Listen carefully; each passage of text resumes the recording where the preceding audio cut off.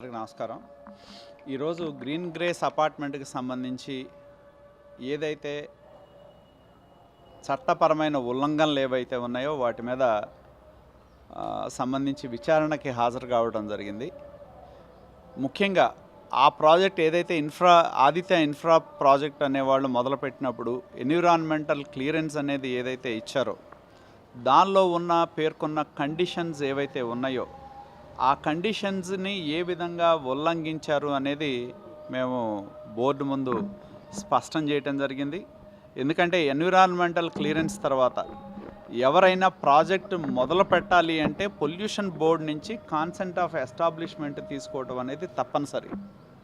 Consent of establishment తీసుకోకుండా project నిర్మాణం చేపట్టడం, అదేవిధంగా దానిలో ఏదైతే పీరియాడికల్ రిపోర్ట్స్ పొల్యూషన్ బోర్డుకి గవర్నమెంట్ ఆఫ్ ఇండియాకి సబ్మిట్ చేయటం, అదేవిధంగా ప్రాజెక్టు స్కోప్ కనుక మారితే ఫ్రెష్గా పర్మిషన్ తీసుకోవాల్సిన అవసరం ఉంటుందనేది చెప్పటం, ఏదైనా వైలేషన్స్ ఉంటే ఈసీని క్యాన్సిల్ చేసే అధికారం కూడా ఉంది.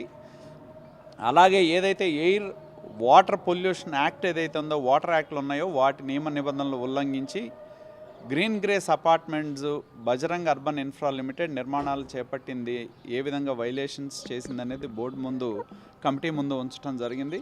మేము స్పష్టంగా డిమాండ్ చేసింది ఒకటే, ఏ విధంగా ఆ యొక్క కండిషన్స్ ఏవైతే ఉన్నాయో వాటిని ఉల్లంఘించడంతో పాటు ఎటువంటి అనుమతులు లేకుండా మరి గతంలో కూడా నేను చెప్పడం జరిగింది, ఏదైతే రైల్వే ఎన్ఓసిని క్యాన్సిల్ చేయటం, రైల్వే ఎన్ఓసికి ఏమో గ్రౌండ్ ప్లస్ 5 ఫ్లోర్లని రైల్వే ఎన్ఓసి తీసుకొని 14 ఫ్లోర్లు కట్టడం, రైల్వే ఎన్ఓసి నియమ నిబంధనలకు విరుద్ధంగా నిర్మాణాలు చేపట్టడం మీద కూడా విచారణ జరిగింది. నివేదిక కోసం ఎదురు చూస్తూ ఉన్నాం.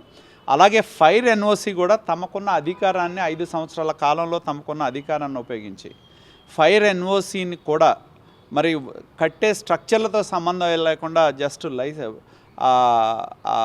ఎన్ఓసీలు ట్రాన్స్ఫర్ చేసుకోవడం జరిగింది. దాని మీద కూడా ప్రభుత్వ విచారణ కోరడం జరిగింది. అలాగే ఇవాళ పొల్యూషన్ కంట్రోల్ బోర్డుకు సంబంధించిన నియమ నిబంధనలు ఈసీలో స్పష్టంగా ఈసీ పర్మిషన్లో ఖచ్చితమైన నిబంధనలు చెప్పడం జరిగింది. వాటన్నిటిని కూడా ఉల్లంఘించి నిర్మాణం చేసినందుకు చట్టపరమైన చర్యలు తీసుకోవాలని చెప్పి ఇవాళ కమిటీ ముందు మరి మేము ఏ విధంగా ఏ చట్టం ప్రకారం ఏ కండిషన్స్ ఏవైతే ఈసీ ఇచ్చిందో వాటిని ఉల్లంఘించి నిర్మాణాలు చేపట్టిందో కూడా మేము స్పష్టం చేయడం జరిగింది. ఎవరైనా సరే ఈసీ వచ్చిన తర్వాత కన్సెంట్ సిఓఈ ఉంటేనే నిర్మాణాలు మొదలు పెట్టాలి.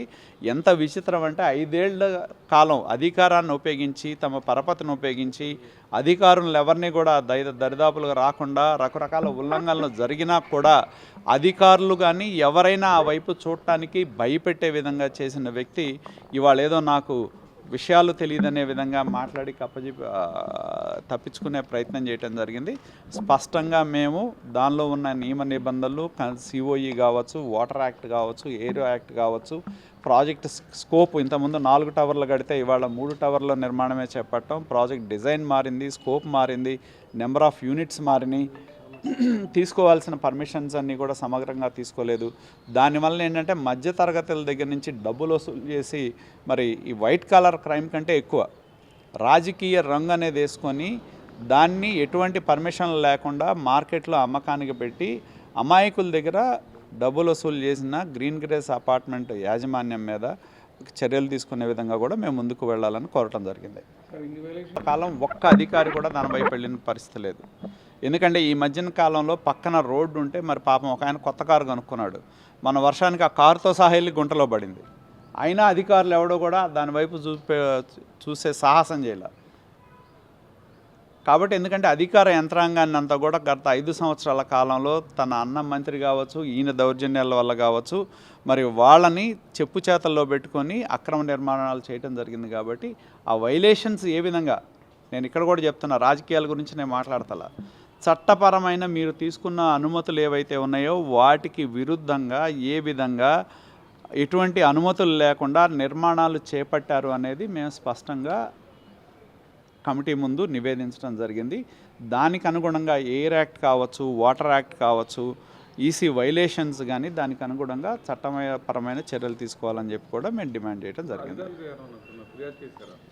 అధికారులకి అందరికీ మేము ఫిర్యాదు చేయడం జరిగింది. ఈవెన్ ఏదైతే ఫైర్ ఎన్ఓసి ఏదైతే ఉందో దాన్ని కూడా చట్ట విరుద్ధంగా గతంలో మనం చూసాం. ఈ మధ్యన పేపర్లో కూడా వచ్చింది. మన అడిషనల్ డీజీ సంజయ్ ఉండేవాడు, ఆయన సరే ఈ మధ్య కాలంలో ఎవరైతే ఆయన మాదిరెడ్డి ప్రతాప్ ఉన్నా కూడా ఫీల్డ్ ఇన్స్పెక్షన్స్ చేయకుండా డైరెక్ట్గా ఫీల్డ్ టీములను పంపించకుండా డైరెక్ట్ డీజీ స్థాయిలో ఫైర్ ఎన్ఓసీలు ట్రాన్స్ఫర్ చేస్తున్నారు. ఎవరైనా ఫైర్ ఎన్ఓసి ట్రాన్స్ఫర్ చేయాలంటే జిల్లా స్థాయిలో ఉన్న ఫైర్ టీం ఏదైతే ఉందో వాళ్ళు వెళ్ళటం, పర్మిషన్ తీసుకుందేంటి, ఫైర్ ఎన్ఓసి తీసుకుందేంటి, నిర్మాణాలు ఏం జరుగుతూ ఉన్నాయి, ఈ రెండింటికి మధ్యన పొంతనుందా లేదా, వైలేషన్స్ ఏమున్నాయనేది చూసిన తర్వాత ఫైర్ ఎన్ఓసి ఇచ్చేవాళ్ళు. కానీ దీన్ని సంజయ్ ఉన్న దగ్గర నుంచి దాన్ని సెంట్రలైజ్ చేసి ఫీల్డ్ ఇన్స్పెక్షన్స్ లేకుండా ఎన్నో నిర్మాణాలకి ఫైర్ ఎన్ఓసీలు ఇచ్చారు.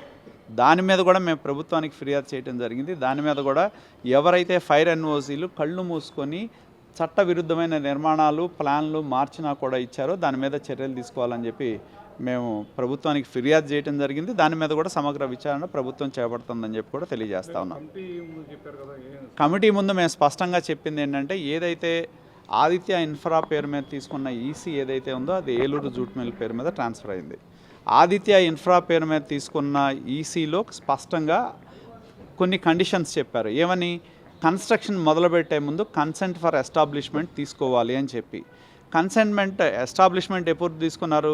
మొన్న pollution control board regional officer వెళ్ళి ఇన్స్పెక్ట్ చేసి షోకాజ్ నోటీస్ ఇస్తే ఇప్పుడు అప్లై చేశారు. అది కన్స్ట్రక్షన్ మొదలుపెట్టే ముందు చేయాల్సింది ఇప్పటికి 2 టవర్లు అయిపోయి 3వ టవర్లో పునాదుల్లో ఉన్నప్పుడు అప్లై చేయడం జరిగింది. అది క్లియర్ వైలేషను.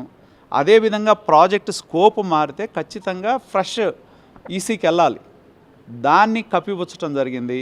అదేవిధంగా ఏదైతే వాస్తవాలు పీరియాడికల్ రిపోర్ట్ సబ్మిట్ చేయాలి ఎవరైతే కట్టేవాళ్ళు, ఇంతవరకు పీరియాడిక్ రిపోర్ట్ సబ్మిట్ చేయాలి.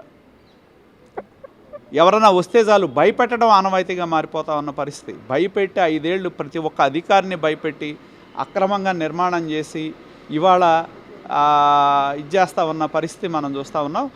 ఏవైతే నియమ నిబంధనలు ఈసీకి అనుగుణంగా లేవో వాటి మీద చర్యలు తీసుకోవాలని చెప్పి మేము చెప్పడం జరిగింది. అదేవిధంగా air act, water act violations అనేవి చాలా తీవ్రమైనవి. కన్సెంట్ ఫర్ ఎస్టాబ్లిష్మెంట్ లేకుండా ఒక్క నిర్మాణం కూడా చేయడానికి వీల్లేదు. దాని మీద కూడా కఠినమైన చర్యలు తీసుకోవాలని చెప్పి మేము డిమాండ్ చేయడం జరిగింది. Thank you.